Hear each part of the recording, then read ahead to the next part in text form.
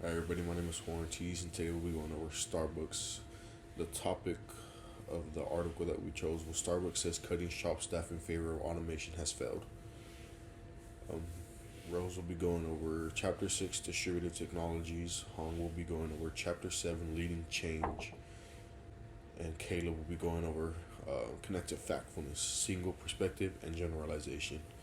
I will be going over how do the factfulness principles and the HBR article uncover new perspectives to the new article, and does it provide support from unmentioned unmentioned perspectives, and does it discredit the information, and does it open new opportunities?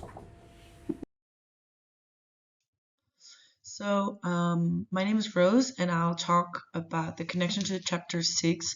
The chapter is called Disruptive Technologies, and it really relates to the article of Starbucks because in chapter 6, the people are talking about that the fact that tech only wins when it delivers the performance the customers truly value, and the customer value of Starbucks is the human interaction and hospitality and not just the speed and cost.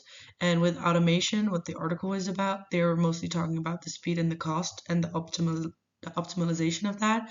Um, while the customer value of Starbucks doesn't really align with that, since they're focused on the human interaction part.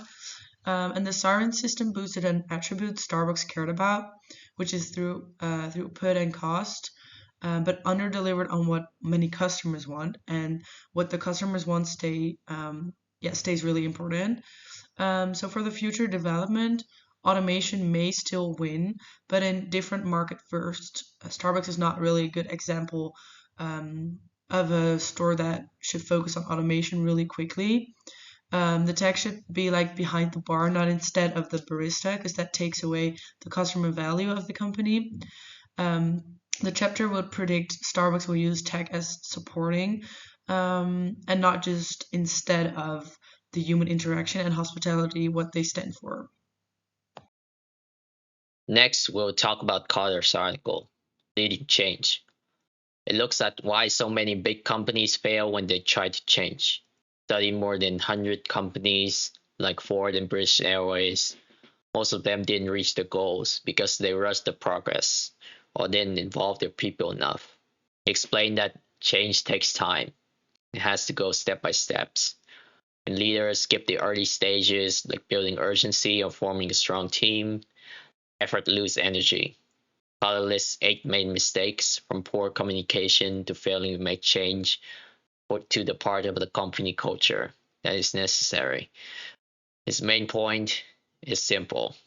Managing change isn't enough.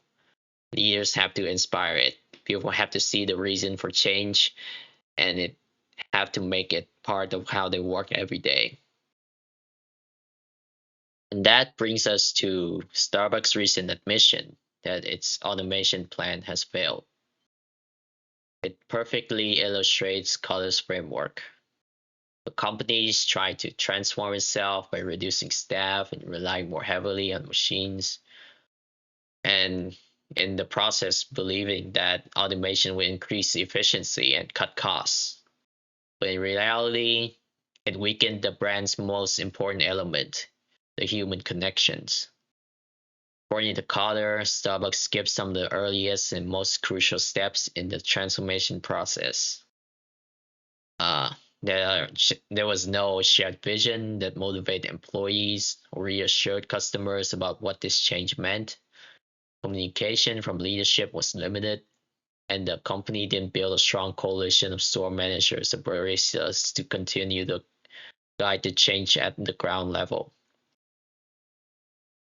Potter would also say that Starbucks failed to anchor the change in its culture.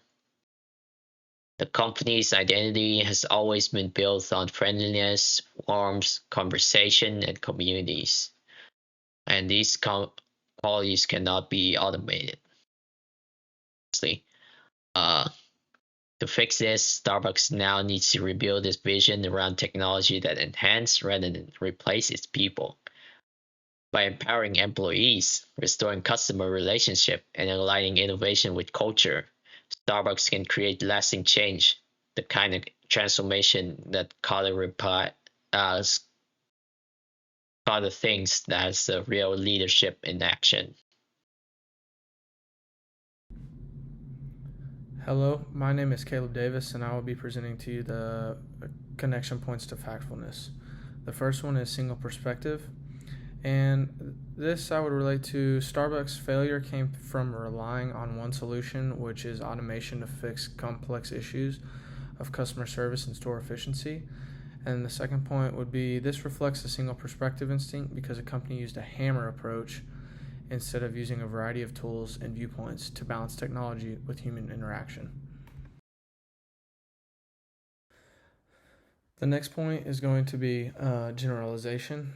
And this is the company assumed that what worked in a few test stores would work everywhere, overlooking differences in customers, locations, and staff dynamics. That is particularly a very important point on the generalization factor. And the next point would be this shows the generalization instinct where broad assumptions replace careful observation of differences within the groups. Thank you. All right, to conclude this, I'll be ending it off with how do the factfulness principles in the HBR article uncover a new perspective to the news articles. And for a short summary of that part, it'd be the Starbuck automation story is more than a business headline. It's a lesson in critical thinking, just like factfulness. Factfulness, the HBR article promote. And it asks if it provide support for unmentioned perspective. It does. So it has the cost of over automation, overconfidence in tech solutions, and short term versus long term thinking. It doesn't credit the information with alignment in messages, different angles, same conclusions, and no contradictions. And it also asks if it does open new opportunities. It really does. By reframing automation, quality versus quantity, human-centered design thinking, and cost-benefit analysis culture. And feel free to leave a comment on if you have any questions. Thank you.